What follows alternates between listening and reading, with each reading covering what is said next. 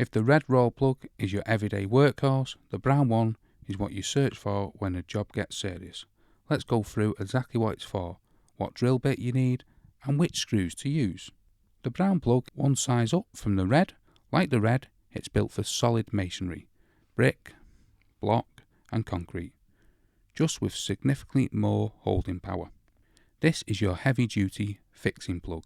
Think TV wall bracket, kitchen wall unit, heavy shelving, stair handrails, external gate hinges, pergola fixings and anything else where failure really isn't an option. Now to the drill bit. You need a 7mm masonry bit. Don't try and use a 6mm and force the plug in.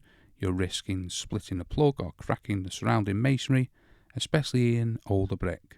The brown plug should go in with a firm hand pressure, maybe a light tap with a hammer at the end to flush it up.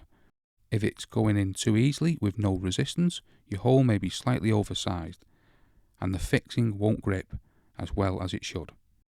For screws, a number 12 is your standard pairing with the brown plug, number 14 if you need maximum holding strength. On the length, same rule as always, you want at least 25 to 30mm of screw going into the plug itself after passing through whichever you're fixing.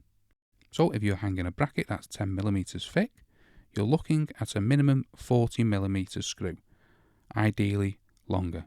Always err on the side of a longer screw with heavy fixings. Some caveats as with the red. The brown plug is for solid masonry only. Plasterboard, dot and dab, or stud walls need a completely different type of fixing.